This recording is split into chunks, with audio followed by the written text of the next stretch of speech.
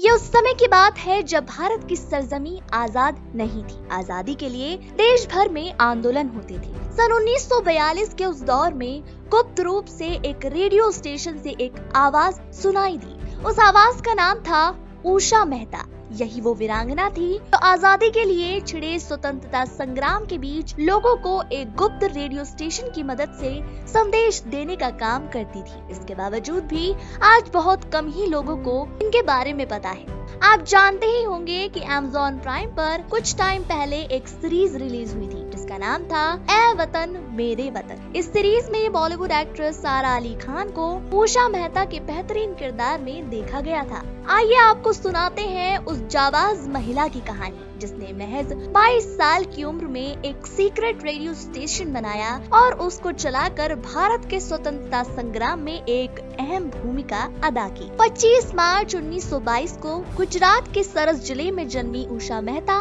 बचपन से ही काफी होशियार थी। जब उषा की उम्र सिर्फ 5 साल ही थी तभी गांधी जी ने आजादी के संग्राम में अपना एक कैंप शुरू किया था। उस वक्त हर जगह आजादी की लड़ाई में गांधी जी की चर्चा रहती थी और उस कैंप के वक्त उषा ने गांधी जी को पहली बार देखा था, जिन्हें देखकर वो काफी खुश हुई। गांधी जी की स्वतंत्रता के लिए चलाई गई ये मुहिम उन्हें छोटी सी उम्र में ही काफी प्रेरणा देती थी। इसीलिए गांधी जी को देख उषा के मन में भी देश प्रेम की भावना जाग उठी। वो उनसे इतनी इंस्पायर हुई कि जब 1928 में गांधी जी का अंग्रेजों के खिलाफ साइमन गो बैक मूवमेंट शुरू हुआ तो सिर्फ 8 साल की उषा मेहता ने इस मुहिम में शामिल होकर भारत देश की आजादी में अपने छोटे से कदम से एक अहम भूमिका की शुरुआत की।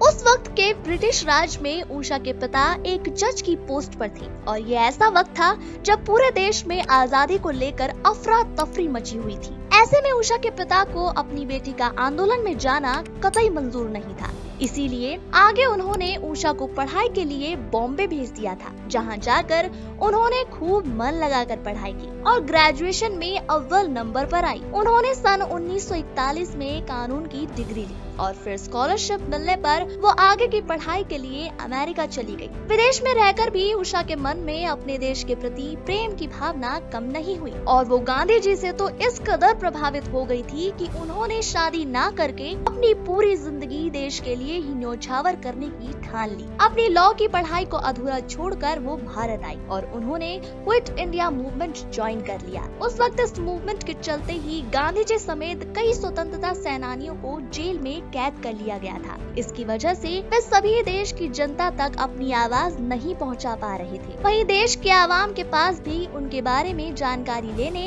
या फिर संग्राम की जरूरी खबरें पाने के लिए कोई भी साधन नहीं था, जिसकी वजह से देश की जनता के चेहरों पर उदासी छा गई थी। तभी एक 22 साल की अनजानी कॉलेज स्टूडेंट ने अपने कुछ दोस्तों के साथ मिलकर एक कमाल कर दिखाया। एक ऐसा कमाल जिससे देश में उषा मेहता एक अलग ही छवि बनकर उभरी। ब्रिटिश राज में शिकागो रेडियो स्टेशन चला करता था।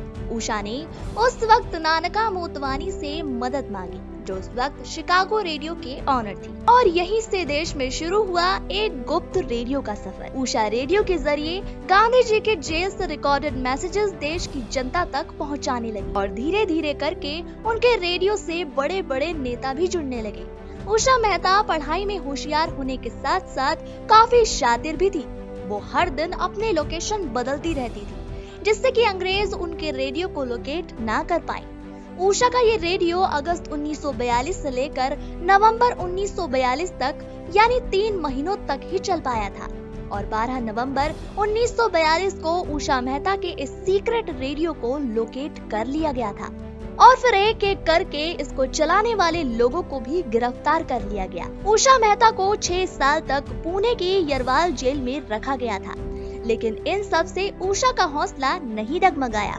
वो सजा काटकर जेल से बाहर आकर अपना जीवन जीने लगी और 1998 में उन्हें पद्म विभूषण से सम्मानित किया गया।